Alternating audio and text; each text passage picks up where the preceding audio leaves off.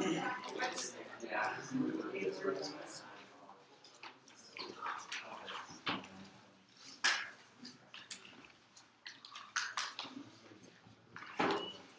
let's just talk through a couple situations here.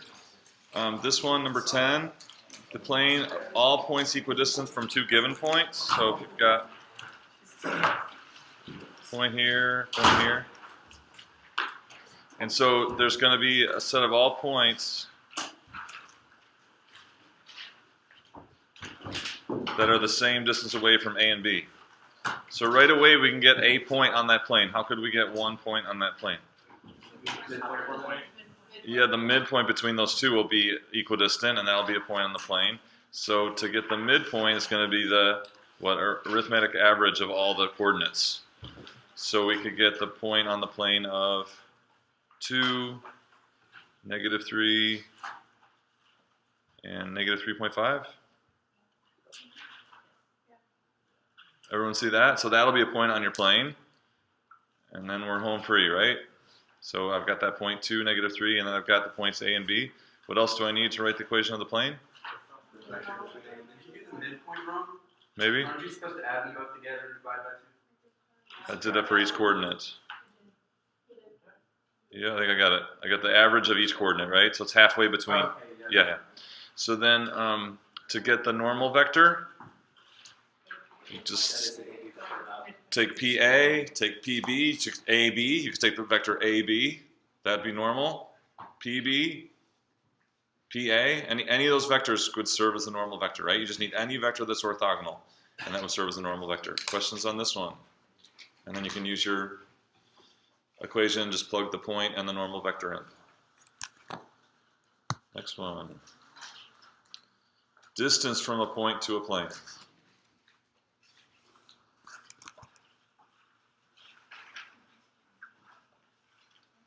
Okay, so I got this point Q, and I've got this plane, say this one, and I want to find what? This distance right here.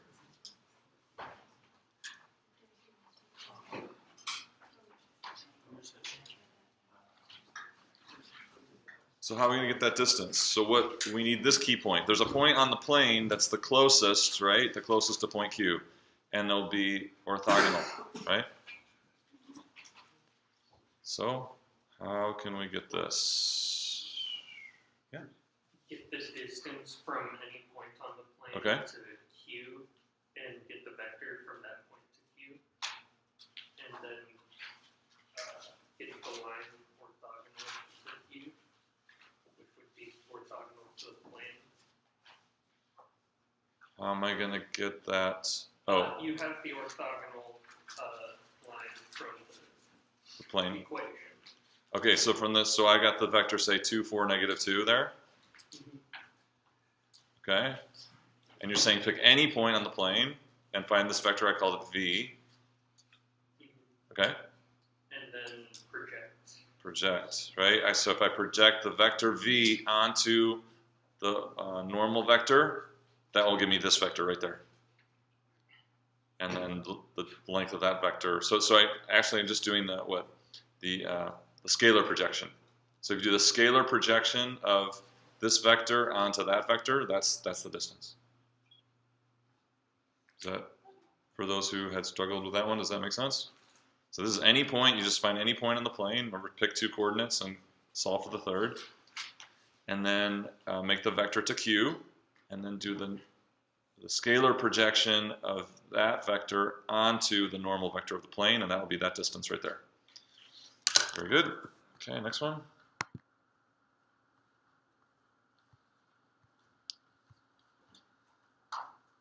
So on the y-axis, what's true on the y-axis? X and Z are both 0 for points on the y-axis. So that would mean that y is 1/4, X and Z are 0. So it's 0, 1/4, 0. Find a unit vector u. Okay, notice, what does this mean? Yeah, a unit vector has magnitude 1.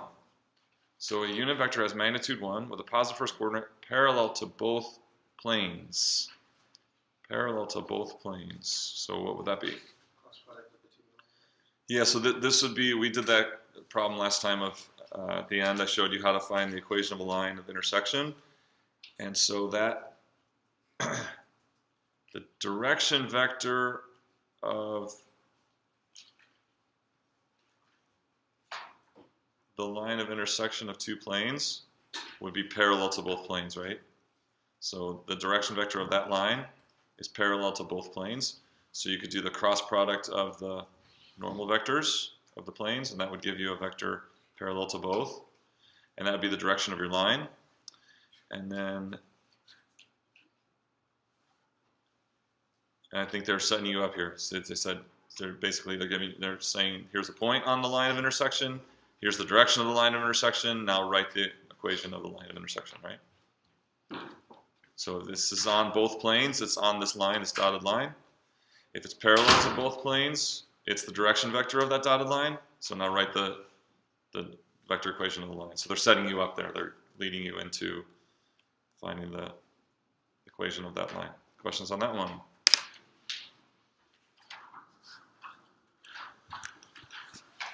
The other thing that kind of had a lower success was the angle between two planes. So the angle between two planes is the same as the angle between the normal vectors, okay? But if you notice, there are actually two angles. When you have two planes like this, there are two angles. There's this angle, and then there's this angle. So as long as they're not orthogonal to each other, there will always be an acute angle and an obtuse angle between two planes. And so the quote-unquote angle between the planes is, by definition, the acute one. So you could ask, or that's maybe a reason why you have 7 attempts, right?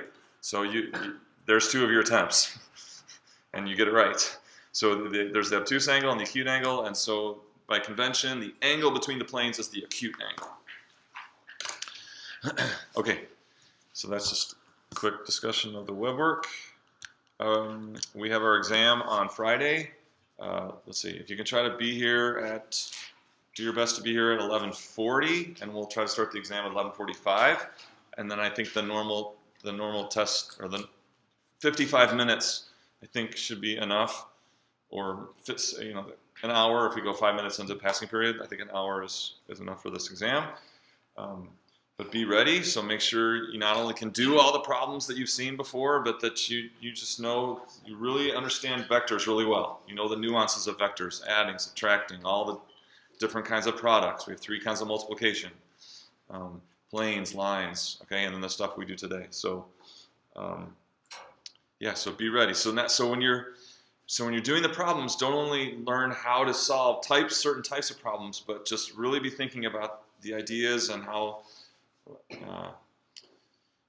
are vectors contributing into these problems, and just the meanings of things, right? The meanings of all these things that we're doing. Okay.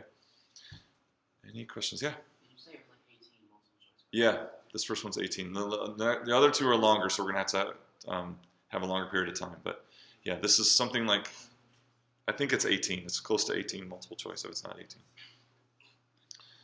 Okay. But don't think that's just going to mean that you can guess and do well. Okay, you got to know your stuff. You got to know your stuff. Okay, so this last little section, so there is going to be a web work for Friday, but it's only 5 questions. And today's stuff is what you need to know for the test is mostly memorization. Okay, mostly memorization.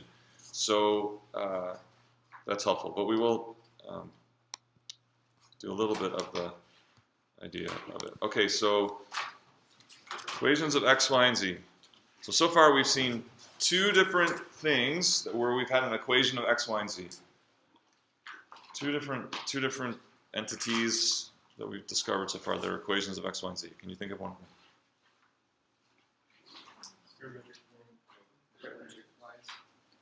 So lines is a vector equation. So I'm talking about a single equation that has x, y, and z in it. So when I say equation of x, y, and z, I mean a single equation that has x, y, and z all in it. Plane. Okay, a plane, right? So a plane is a single equation containing all x, y, and z, and then we saw something else earlier. Spheres, okay? So spheres and planes. So a general form of a sphere is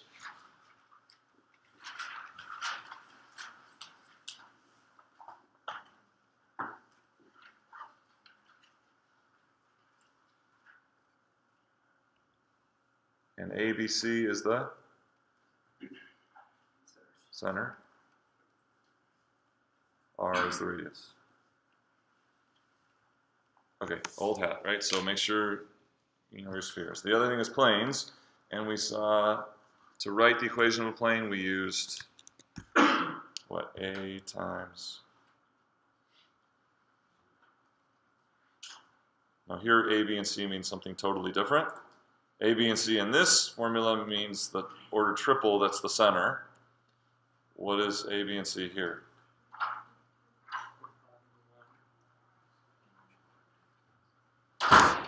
Okay, so is it a line? Vector, right? It's the vector that's, any vector that's normal to the plane, A, B, C, is a vector that's normal to the plane. And then x naught, y naught, z naught is a point on the plane, right? Is some point on the plane. Okay, so we talked about this last time. If it's a single equation that has x, y, and z in it, then it forms what thing in general, remember? So what are both spheres and planes? What category do those fall under? Surface and space. If it's an equation containing a single equation containing x, y, and z, you're going to get a surface. You're going to get all ordered triples that make the equation true and that lie on the surface. So the rest of today we're going to talk about more surfaces, right? So different types of surfaces. And so you have to, it's memorization because you have to kind of recognize what kind of surface you have by looking at the equation. And then given some parameters about a surface, write the equation, okay?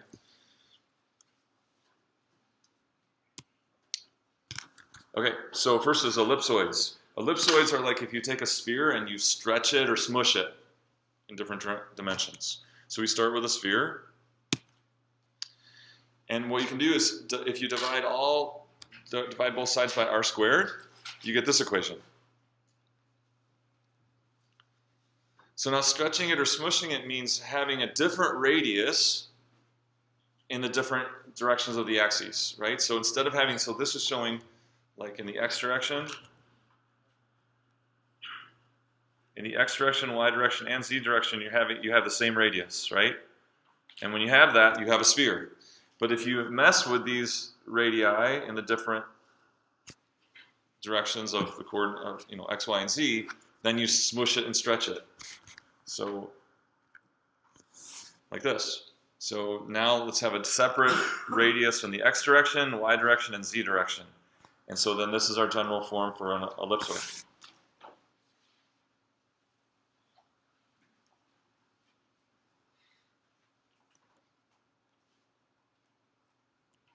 Okay, here's an example. So find the center and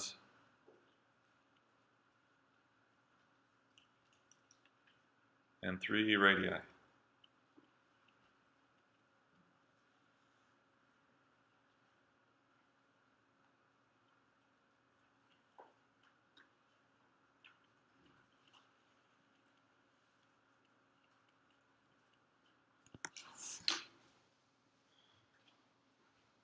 So I'll start the attendance. We work on that. So what's the center, and what's the x radius? What's the y radius, and what's the z radius?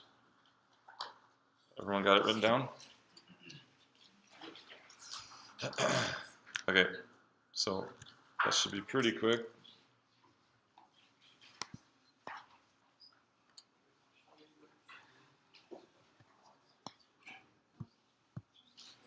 There it is anyway. So there it is.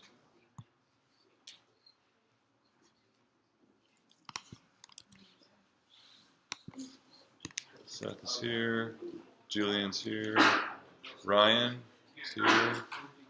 Eric. Gavin. Amanda's here. Jennifer's here. Noah's here. David. David D. That's you. Cheng is here. Matthew's here. Simon's here. Kevin. Thomas, not here. Trevor, here. Alex, here. Sarah's here. Kenneth. Who's Kenneth? No Kenneth today? June? No June? June Lee? He's here. Joseph. Caitlin's here. Harris is here. Derek. Jake. Paul. Rebecca. Lauren. Zen. Julia. David. Second David. Andrew S. Andrew S. Zochi. Mitchell. Mitchell here? No Mitchell? Richard? Patrick? Ziu? Benjamin? Jeez. Okay, so what's the center? 302 is the center of the ellipsoid. So let's sketch that point, 302. There's the center. Is that a point on the ellipsoid? Does 302 make that true? No. This is the center, right? So it's just like the reference point, that's the very center. Okay, and so what's our radii and the radius in the x direction? 1/2, because this would be this over 1/4 and square root of that. So 1/2 in the x direction. So it's only going to come out just a little bit in each direction here in the x direction. Okay, and then radius in the y direction?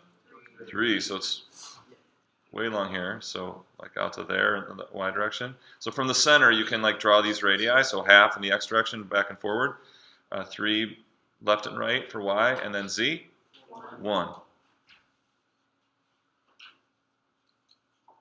So this is going to be like a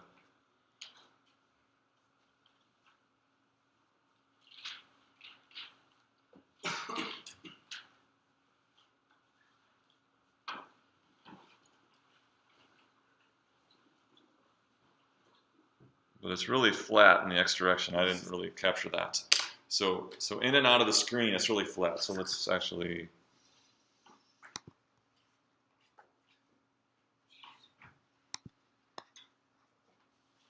You think that was a lot of windows? So here we go. Like that. So it's a smushed and stretched sphere. Okay, so that's the one that you just found. Okay.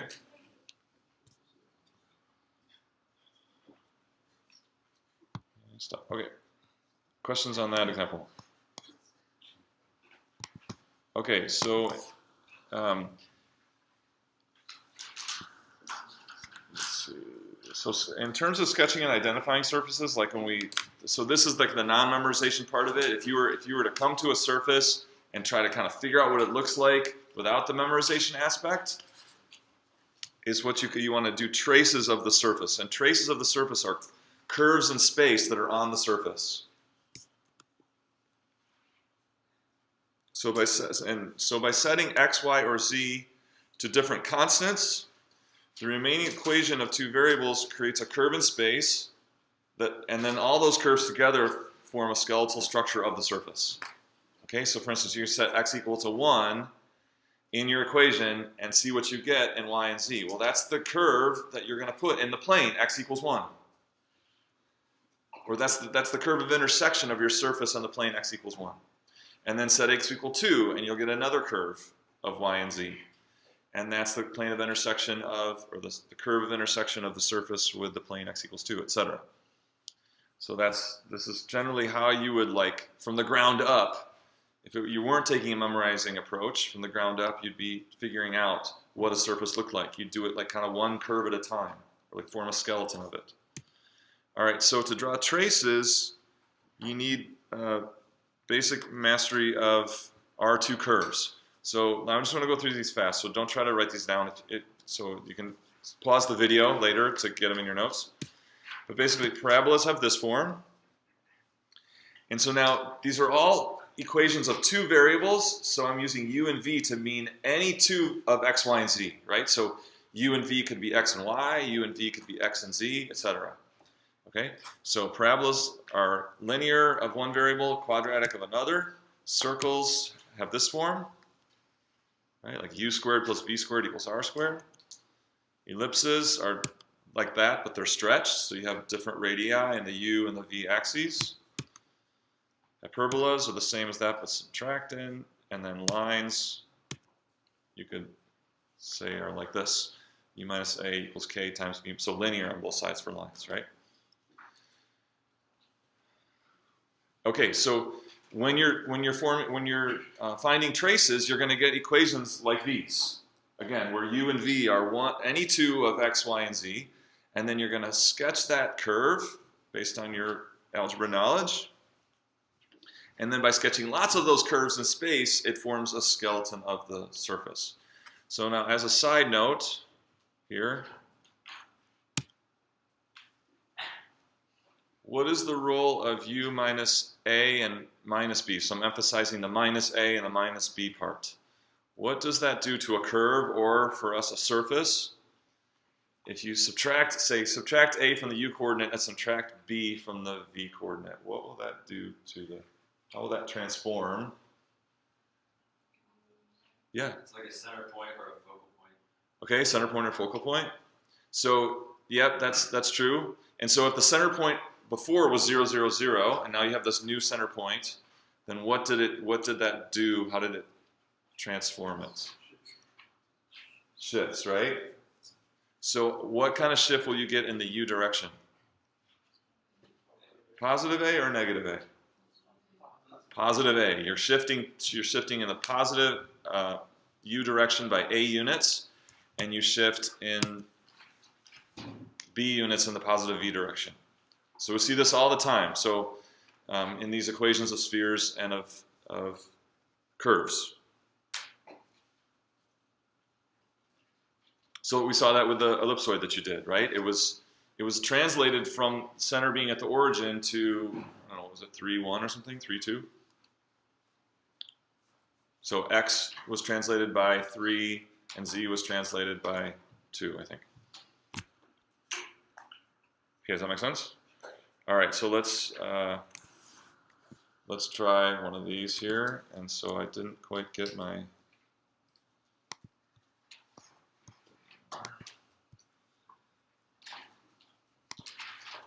All right, so I didn't quite get this file done, but the point is that. So we're going to look at y equals x squared plus z squared.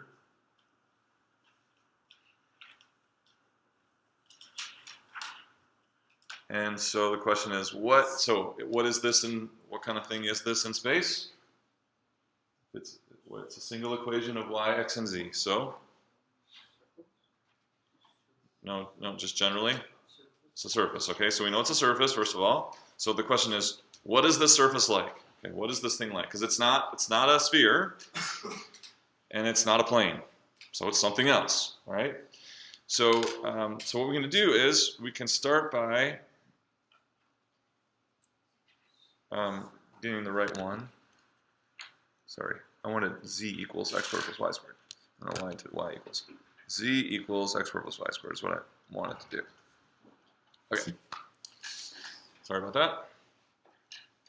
So the first thing we can do is, so this idea of forming traces, right? So we can let z be some different constants. For instance, you know, z equals 1, z equals 2, z equals 4, z equals 9, z equals -2, z equals -5. And see what we get. So when we do that, each time we're going to get an equation of x and y. And so we can think about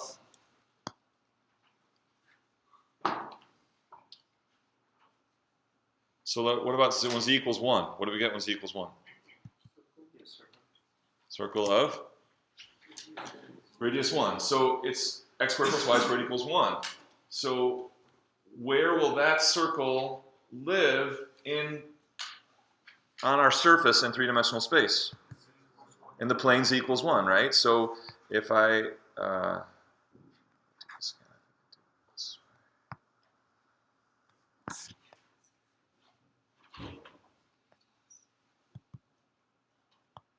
okay, so yeah, so in the plane z equals 1, we're going to get that circle that we got when we set z equals 1 in the equation.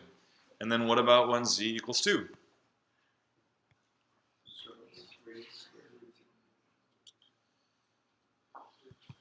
Circle with square root radius 2. And that circle will, in R3 on that surface, will live in the plane z equals 2. Okay, so we can keep going like that. So here's z equals 4. I get the circle, 4 equals x squared plus y squared. So you get that circle, 4 equals x squared plus y squared, in the plane z equals 4. What about negatives? What about, I had negative 2 here. So when z equals negative 2, what will I get? So x squared plus y squared equals negative 2. Circle radius square root of 2 below that. Yeah, so no, think about this. We're squaring an x coordinate, we're squaring a y coordinate, we're adding them, and we're saying, how are you going to get negative 2? You're not, right? You're not, unless you're in complex numbers, right? So, but we're in this is R3, right? Reals, R3, no complex numbers. So if I set that z value, say here's negative 1, negative 2, the surface isn't going to live down there because there's no way to square x, square y, add them, and get a negative value. You see that? So it's only going to live where z equals 0 and z is positive. So you have these circles like this. So let's see. No, that's not what I wanted. It's not really done yet. Sorry. I worked hard at it, but I couldn't get it done. Okay, so let's draw them all here. So we had at z equals 1, we have circle radius 1. At z equals 4, circle radius 2. And then z equals 9, way up here, circle radius 3, right? And then everything in between. So there's everything in between. Not just the integers.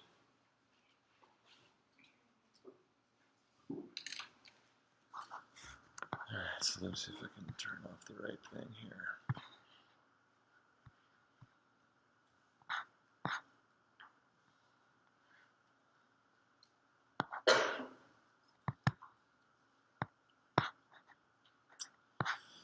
I don't know, is this the right thing? No.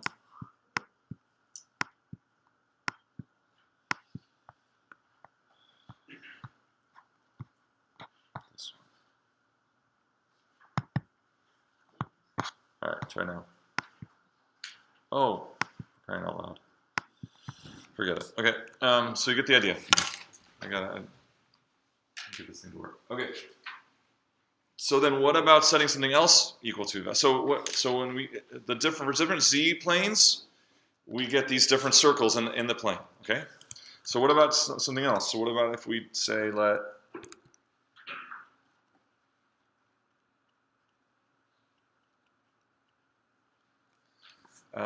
x be different values. So when x equals 1, and when x equals 2, and when x equals negative 1, and x equals negative 2. So when x equals 1, what do we get? Yeah, z equals y squared plus 1. What's that? Z equals y squared plus 1. So now over here we're looking at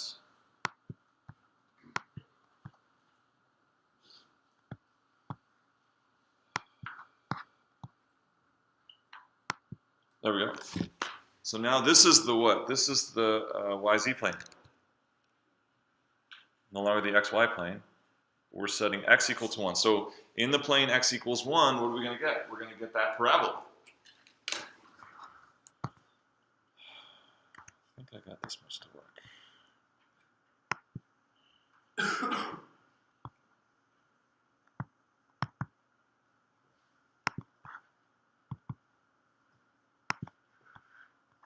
So what are we going to have in that?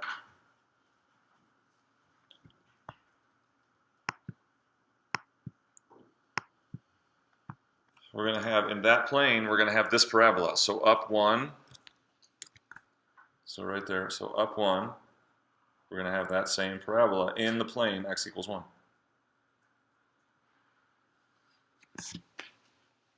And then when x equals 2, what are we going to have? So now I'm coming out here to x equals 2.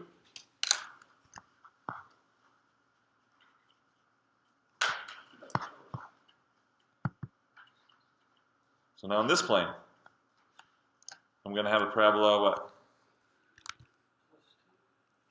Plus 2? See, y squared plus 2? 4.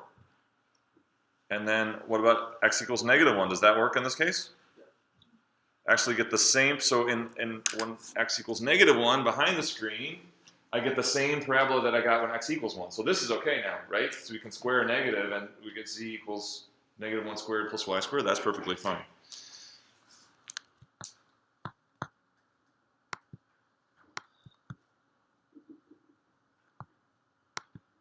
So when you put all the, hey, there you go. There's all the parabolas in the different planes. See that?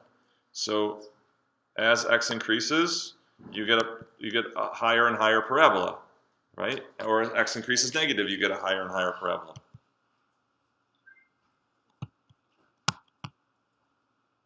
So these are all those parabolas in those different planes. And if you put those together with the circles,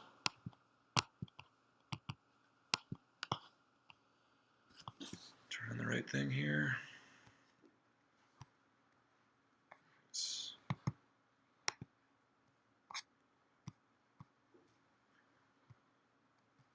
Where are they? So there's the circles that we found for different z values and the parabolas we found for different x values, and very quickly you see it start to take shape. So what is this? It's like a parabolic bowl, okay? And so this is called a paraboloid.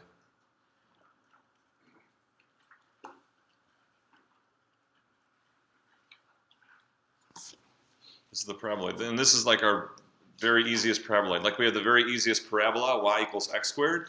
This is the very easiest paraboloid, z equals x squared plus y squared. And so just with this many, I don't know, we have something like 10 or 15 traces, you get a very good image of what this thing is like. And what is it like? It's all points, right? So it's not just those points, but all points.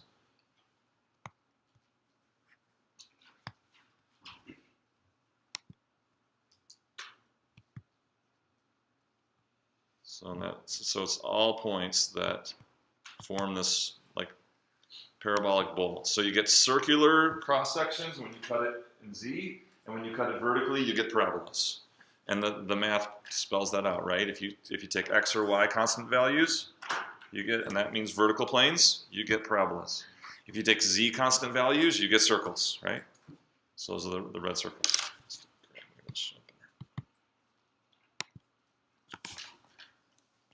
Gray better? Okay. Any questions on that? All right, so which direction does this parabola, so we can, there's lots of things we can do here. We can stretch it and squeeze it like we do to like an ellipse. We can translate it, or we can make it open in a different axis, right? So all those things, we can transform this in many ways, and by looking at the equations, we need to be able to identify how the base paraboloid has been transformed. So let's practice that.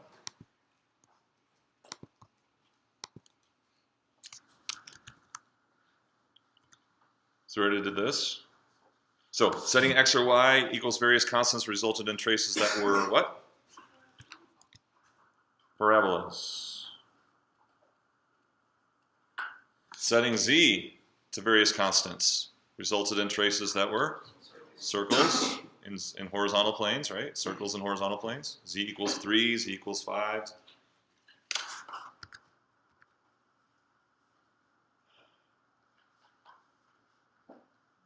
Okay, so these are all, how do we know that these are all paraboloids? Because you have one of the variables is linear, and then the other two are quadratic. But then you also have this, you also have a very specific kind of pattern of the signs, right? They either all need to be positive this way on different sides. So let's see. So we're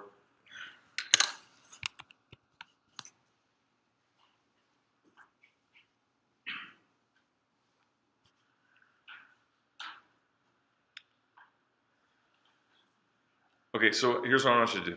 I think you can figure it out. Write all these down, and then I want you to try to see how they are, what the vertex is, what axis or what direction it opens in.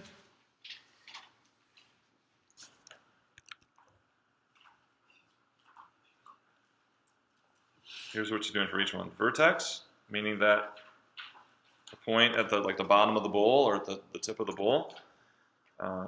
Which direction does it open? Which direction did this first one open? Positive z, right? It opened in the positive z direction.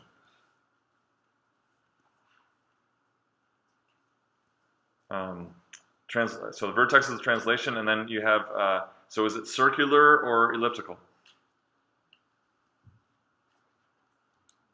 Right, so you could have these paraboloids that are smushed into, instead of circles, into ellipses.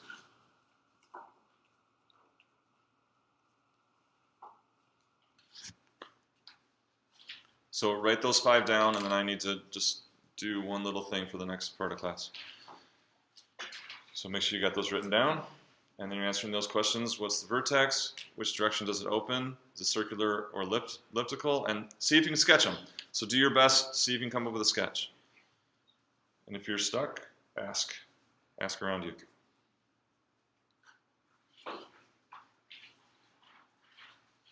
So you don't have to do the traces, okay? So we're just trying to identify the final paraboloid by looking at the equation. Yeah, question.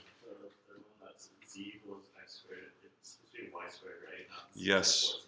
Thank you very much.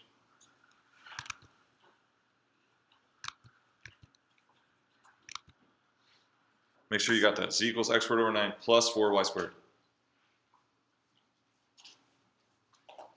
Everyone got them written down? Okay, take a couple minutes, see what you come up with. So you're trying to get the final product, right? You don't have to do traces like we did that last one. Trying to, just by looking at the equation, answer these questions about you want. Try to make a sketch of each one, okay? Go.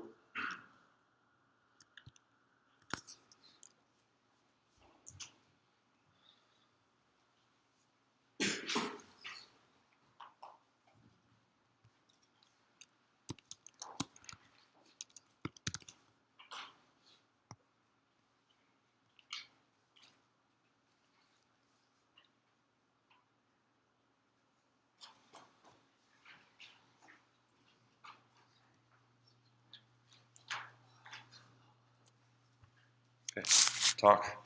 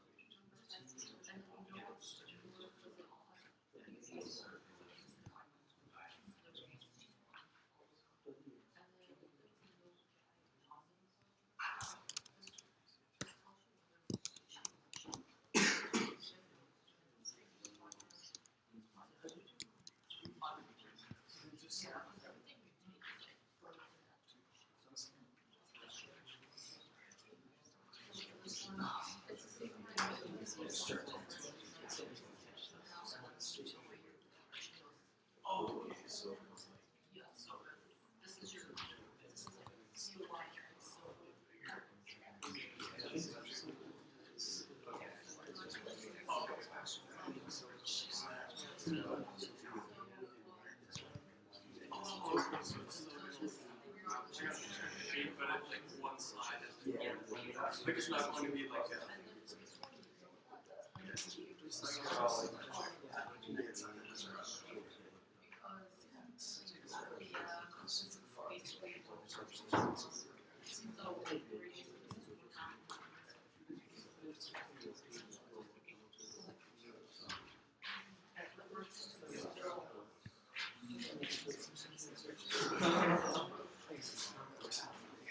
Okay, let's go through them.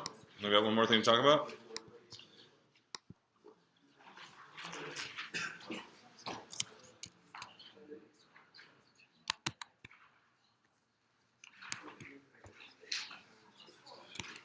Okay, first one. Circular or elliptical? Circular opens on the positive y-axis. So it's just like the one we did, but it's gonna have its vertex at the origin and open up to the right on the y-axis. Is that what you got? Good? Okay, next one. Circular elliptical. Is it translated? Vertex is at the origin, and this one's gonna open negative x. So the vertex at the origin is gonna open back into the behind your paper or back behind the screen, just like the one that opened up. Okay, so notice that. So you can also write that as x equals negative y squared minus z squared. Right? Now, sorry, yeah. If one of those is positive, this is no longer a paraboloid. Okay, it's got to have this pattern of either like this or like this, the pattern of the signs, the pattern of the minuses and pluses have to be like that. If you tinker with one or more of those plus or minus signs, you don't have a paraboloid anymore, okay? What about the next one? Opens which direction? Up, vertex is at 0, 0, 0, no translation, right? And then, but this one is what? Elliptical. So in the x direction, it's 3. It's much longer in the x direction. The y direction, it's 1/2. So it's going to be long and skinny along the x axis and real narrow around the y axis, right?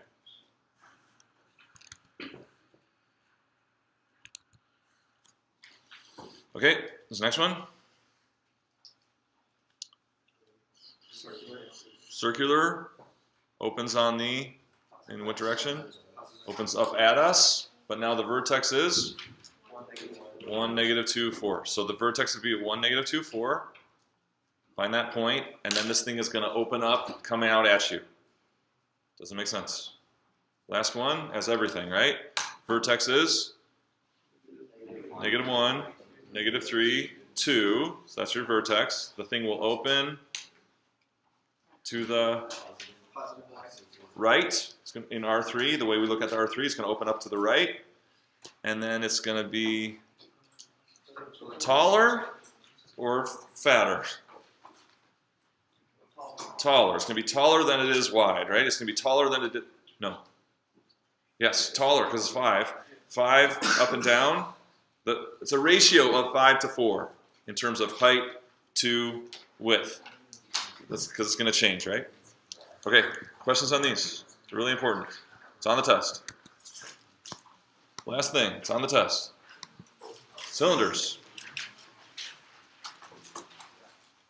So what's a cylinder? A cylinder, the days of this is a cylinder are over, okay? Those days are over. That's not what we mean by cylinder. Or a cylindrical surface. A cylindrical surface, or what we'll call a cylinder, is any surface that has a constant cross-section in some direction along its surface. Meaning if you go in some direction and you keep chopping it, you're going to get the same curve every time. Exact same curve. All right? So how would you form a cylinder? You take any curve, and you're going to translate it in the direction normal to the plane of that curve. Say it again. So don't write and don't listen. You know what I meant. Listen is the priority. Take any curve, and to form a cylinder, all you have to do is move it in the direction normal to the plane of that curve, and that forms the points that are a cylinder. So the most common types of cylinders are when you just have an equation of two variables of x, y, and z, and then you put that in R3. So then the variable that's missing can be anything. That's your lateral motion variable. Okay, so for instance, y equals x squared. So that's our basic parabola. And that opens on what?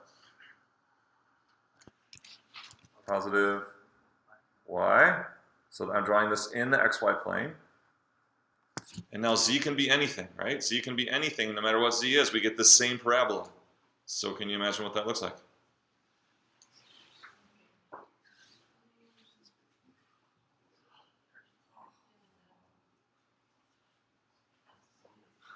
That's a cylinder.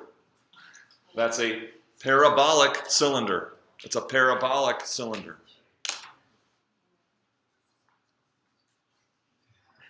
Take any curve, translate it, and get all the points that it sweeps out, and that's a cylinder. So this is a parabolic cylinder because it's based on a parabola. So note the difference between a paraboloid and a parabolic cylinder. Totally different. Okay, two more here. Z equals cosine x. Here's z equals cosine x for y equals 0, right? But if I let y change, if I let y now change, that's going to sweep out the points of this surface.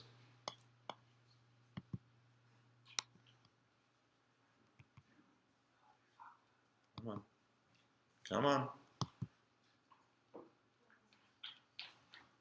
So the blue surface is the surface z equals cosine x. This is a sinusoidal cylinder because it's based on a sine curve. Sinusoidal cylinder. One more. That's the other one I had. Y equals e to the minus x. Y equals e to the minus x. No, sorry. Z equals e to the minus y. So this is z equals e to the minus y, and this is at x equals -4 here. So let x change. Increase x. And it sweeps out a surface. This is an exponential cylinder. Exponential cylinder. This is the exponential cylinder. Z equals e to the minus y.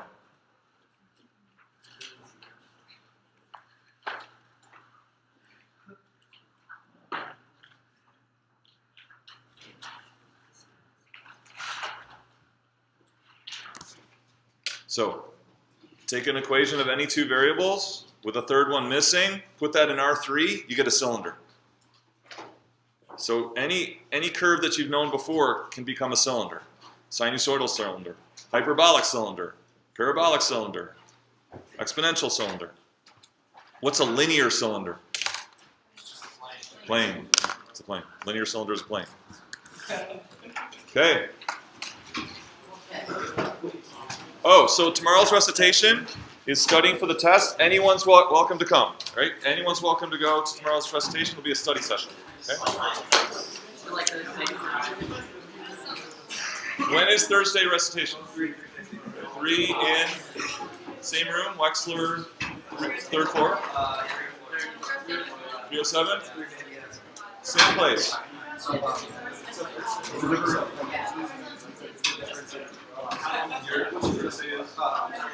Oh, okay. I'll send an email. Are we allowed to use linear algebra to find like intersections of lines, planes? Are we allowed to do that on the test? How to? I guess, why? It's easier. You think it's easier? Yeah, just matrix solve it. Yeah, I mean, it's multiple choice, so I can't stop you, right? So it's multiple choice. But, I mean, the reason I'm hesitating is because if you're not using linear algebra, then you're making steps and you're doing things that show you understand what's going on. Does that make sense? Oh, okay. Like the intersection of two planes is a line, find the line. So we have to think about the normal vectors, and we have to cross product, and like why is that right? Does that make sense? So I would hate for it to be replacing like conceiving it. But again, multiple choice tests can't stop me. Okay. Did you get my email? Yeah. Yeah. Did I not write you back? I thought I wrote everyone back. Did you check it? Let's see. I'm pretty sure I wrote you back. Yeah. 1.8 to the first.